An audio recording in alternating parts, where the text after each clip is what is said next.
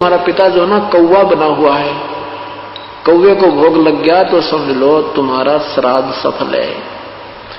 कौवे ने तेरा पिताजी ना कौवा बन के आगे भोग लगाएंगे और तुम्हारा श्राद्ध सफल हो गया। अरे तेरा गजब हो। कहते हैं बहुत श्राद्ध फिर खान को आए वो काग हुए कलमाई, फिर वो वही आत्मा अनु कहे भी वो काग बन गया, कौवा बन गया और ये वो श्राद्ध खा गया, बेड़ा पार हो गया। कौवा रोजाना खाना खाता है, चल कौवा मान लेते तुम्हारा पिताजी कौवा बन गया हमारा।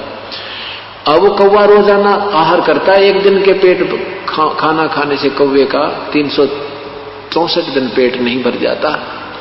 अपने जो पूर्वज थे, जो दिन की हम श्राद्ध निकाल रहे हैं, वो दिन में 2-2 बार आहार अवश्य करते थे और अब एक दिन के आहार में वो 364 दिन नहीं छिक सकते। ये भी हमारे साथ उन्होंने सरेआम जो है ना धोखा कर रखा है।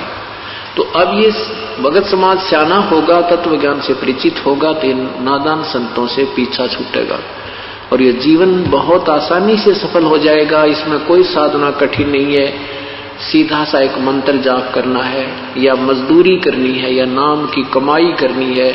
इस कमाई के धन से हम परमात्मा के लोक में जा सकते हैं और कोई विकल्प नहीं है। अन्य जो साधनाएं हठयोग करना, ये सिद्धि से दिया जाना, ये तो यही की प्रभुता है, इससे जीव कल्याण नहीं है, आत्म कल्याण नहीं है, मोक्ष मार्ग नहीं है।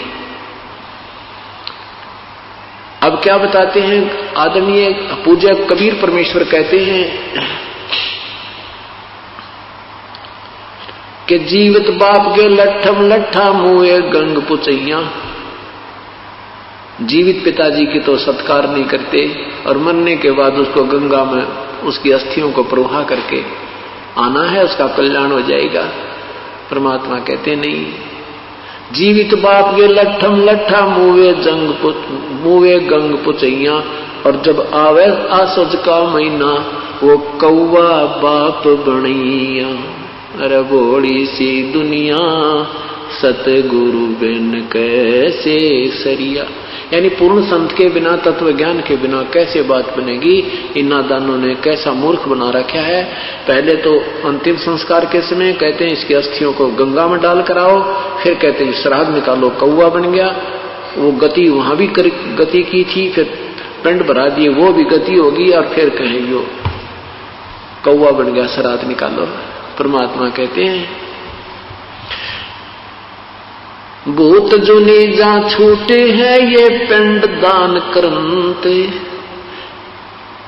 गरीबदास जिंदा कहे भाई नहीं मिले भगवंते। इन क्रियाओं के करने से जो पिंडदान तुम करते, इससे उसकी भूत जुनी तो छूट जाएगी। फिर वो गधा बन गया, बता के गति करवाई पिंडदान करवा के तुमने। वो तो अब जीवित गति हुए। अब गति करनी हमने अपने आप करवा के जानी है। अपना यहीं पर भक्ति साधना कर लो, यही आपके श्राद्ध निकलन लग रहे। 7 दिन श्राद्ध होंगे यहाँ पे। जो आत्मा यहाँ आगी उसका कल्याण हो जाएगा और तत्व ज्ञान होगा, मोक्ष मार्ग प्राप्त होगा। यहाँ उसकी भक्ति साधना मिलेगी, उसको कमाई बनेगी। कई प्रकार से कमाई होती है साधना से, जैसे संत के दर्शन से भी पुण्य होते हैं। सत्संग की तरफ चलते हैं, एक कदम का भी बहुत पुण्य है। यहाँ करिए अमर कथा सुनते हैं, इसका भी पुण्य होता है। फिर यहाँ सेवा करते हैं, कोई दान करते हैं, ये सब पुण्य हमने संग्रह करके और यहाँ से सतलोक जाने की तैयारी करनी है। यही हमारा मूल उद्देश्य है सत्संग में आने का। फिर क्या बताते हैं, स्वरत जय सतगुरु की संगत करते तेरे सकल कर्म कट जाई।